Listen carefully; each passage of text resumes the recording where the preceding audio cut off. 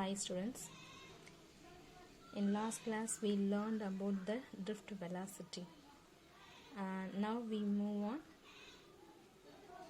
discuss the problem based on drift velocity.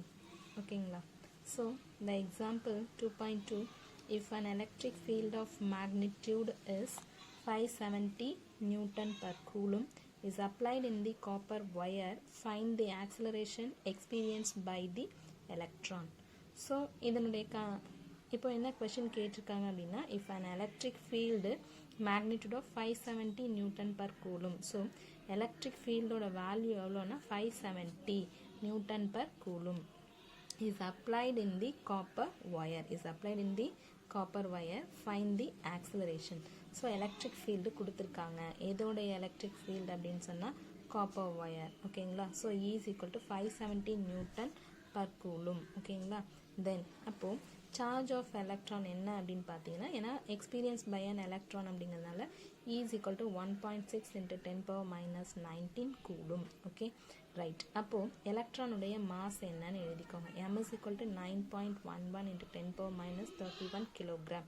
அவன் நான் question கேட்டிருக்கிறது என்னன்னா acceleration. ஸோ கிவன் எழுதிட்டோம், அதுக்கான நம்ம கேட்டிருக்கிறது acceleration கேட்டிருக்காங்க இல்லையா. ஸோ ஆக்சிலரேஷனுக்கு ஃபார்முலா என்ன அப்படின்னு பார்க்கணுன்னா, F is equal to ma and then EE, F is equal to EE.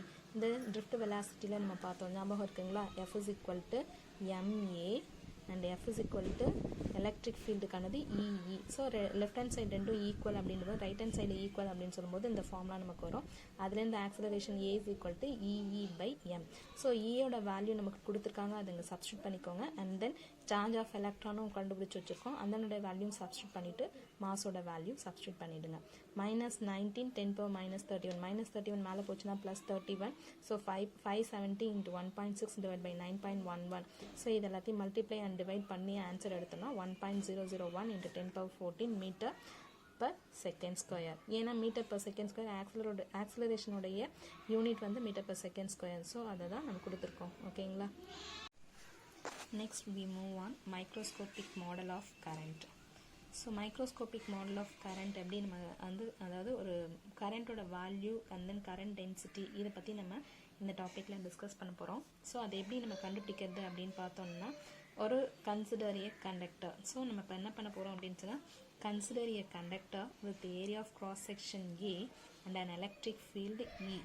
So applied from right to left. ஓகேங்களா, ஒரு கண்டக்டர் கன்சிடர் பண்ணுவோம், அதோட area of cross section A இருக்கணும் அண்ட் அதுக்கு எலக்ட்ரிக் ஃபீல்டு வந்து ரைட்லேருந்து லெஃப்டில் அப்ளை பண்ணுற மாதிரி கன்சிடர் பண்ணிப்போம். ஓகேங்களா, suppose there are n number of electrons per unit volume in the conductor. இங்கே வந்துட்டு n number of electrons, அது per unit volumeல எவ்வளோ number of electrons இருக்குது அப்படின்னு சொன்னால் n number of electrons இருக்கிறதா கன்சிடர் பண்ணிக்கிறோம். ஓகேங்களா, and assume that all the electrons move with the same drift velocity Vd.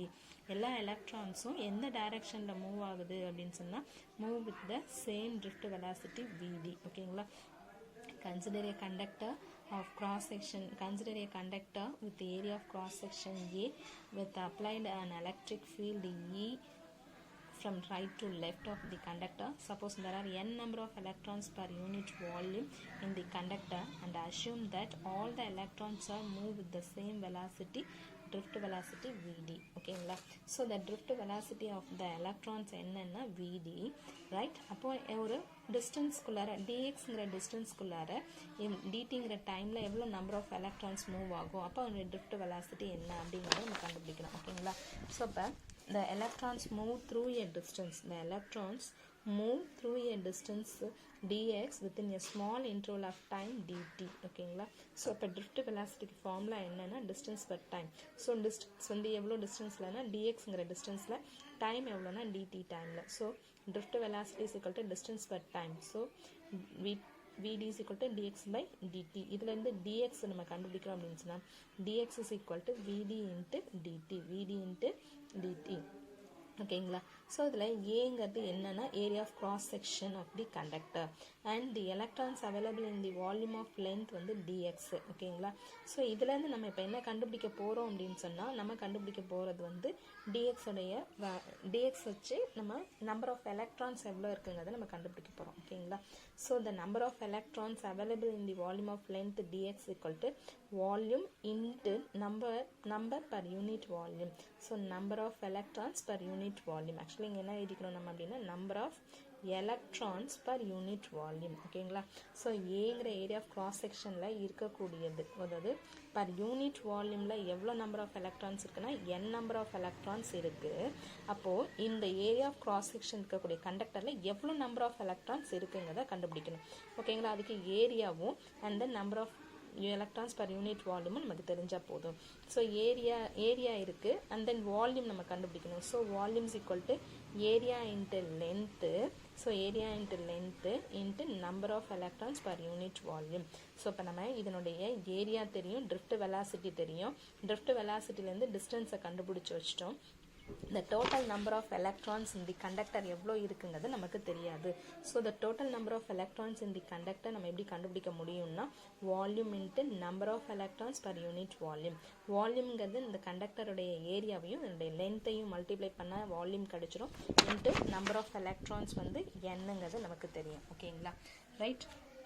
இப்போ நம்ம என்ன செய்ய போகிறோம்னா சப்ஸ்டியூட்டிங் டிஎக்ஸோட வேல்யூவை நம்ம சப்ஸ்டியூட் பண்ண போகிறோம். ஏன்னா இங்கே நம்ம ஆல்ரெடி டிஎக்ஸோட வேல்யூ கண்டுபிடிச்சி வச்சுருக்கோம். Dx equal to vd into dt. Dx equal to vd into dt. So அதை இங்கே சப்ஸ்டியூட் பண்ணுங்கள். சப்ஸ்டியூட் பண்ணிட்டோம் அப்படின்னு சொன்னால் number of electrons equal to area Vd dt into n. This is the volume. This is the number of electrons per unit volume. So இப்போ நம்ம அடுத்து கண்டுபிடிக்க போகிறது total charge கண்டுபிடிக்க போகிறோம். இது number of electrons இது.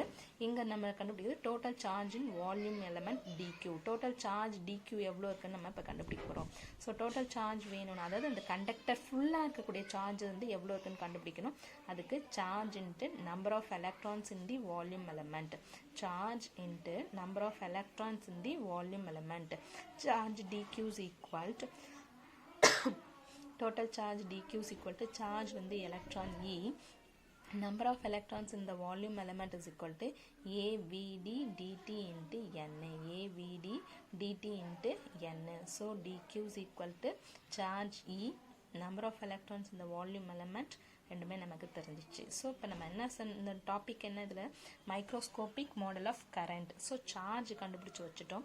இப்போ நமக்கு தேவை கரண்ட் தேவை. So hence the current I is equal to current வந்து நம்ம இந்த லெசனோட ஸ்டார்டிங்லேயே டிஃபைன் பண்ணோம். என்ன டிஃபைன் பண்ணோம் அப்படின்னு சொன்னால் total number of charges per unit time total charges per time. இந்த அதாவது நெட் சார்ஜ் அதாவது current is defined as rate of flow of சார்ஜ்னு நம்ம சொல்லியிருக்கோம். Rate of flow of charge rate charge. ஓகேங்களா? ஸோ சார்ஜ் கண்டுபிடிச்சி வச்சுருக்கோம். அந்த சார்ஜ் இங்கே சப்ஸ்டியூட் பண்ணுங்கள். NEAVD dt divide by dt. So dt cancel ஆகிடும். I is equal to NEAVD. I is equal to NEAVD. இதுதான் நம்மளுடைய கரண்ட்டோட வேல்யூ. ஸோ நெக்ஸ்ட் நம்ம கண்டுபிடிக்கிறது current density. Current density J is defined as the current per unit area of cross section. Current per unit area of cross section of the conductor is called current density. So current density J is equal to current per unit area. So I by A. So இதனோட value இங்கே substitute பண்ணுங்க.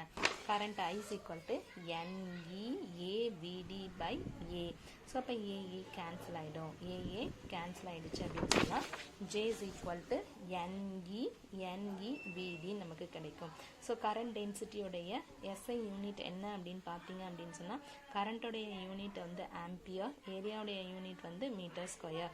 So current density SI unit of current density is ampere per metre square. ஓகேங்களா? Right. The above expression is valid only the direction of the current is perpendicular to the area.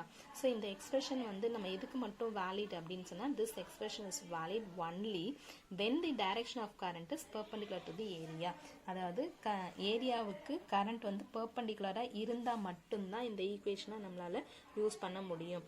In general the current density is a vector quantity. In general the current density is a vector quantity and it is given by by.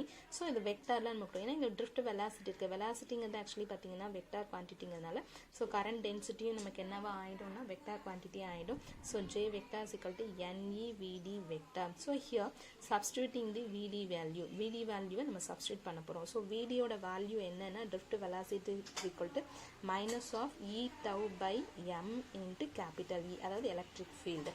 So அதை நீங்கள் இங்கே substitute பண்ணோம் அப்படின்னு சொன்னால் minus N E square minus N E square tau by M into E minus N E square tau by M into E. Here the N E square tau by M is sigma. So J is equal to minus sigma E. Here sigma is called as constant, that is the conductivity, that is called as conductivity. But conventionally we take the direction of current density as the direction of electric field.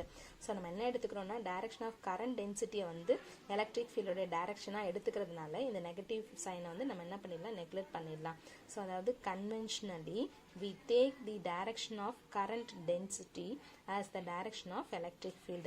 Electric field எந்த directionல போகுதோ அதே directionலயே நம்ம drift velocity எடுத்துக்கிறதுனால இங்க minus சைனை நம்ம என்ன பண்ணிடலாம் neglect பண்ணிடலாம். So J vector is equal to sigma into E vector, where sigma is equal to என்னன்னா sigma is equal to என்னன்னு எடுத்துருக்கோம் NE square tau by M, that is called as conductivity. ஓகேங்களா, this is called as conductivity, and J is equal to sigma E is the microscopic form of Ohm's law. Microscopic form of Ohm's law.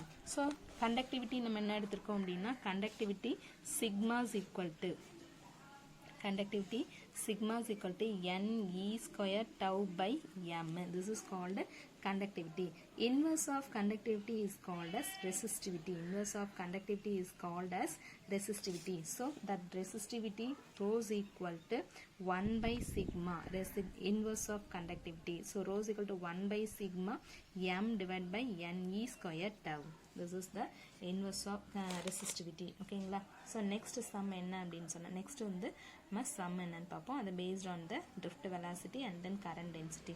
So a copper wire of cross sectional area 0.5 millimeter square carries a current of 0.2 ampere. So இது வந்து current IE, இதனோட value வந்து area A. ஓகேங்களா. If the free electron density of copper is 8.4 into 10 power 28 per meter cube, then compute the drift velocity of free electrons. Drift velocity கண்டுபிடிக்க சொல்லியிருக்காங்க. ஓகேங்களா. The relation between drift velocity of electrons and current in a wire of cross sectional area A is the relation between drift velocity of